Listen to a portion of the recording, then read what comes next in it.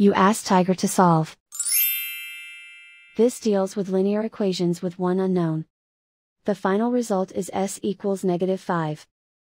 Let's solve it step by step. Group all constants on the right side of the equation. Subtract 10 from both sides. Simplify the arithmetic.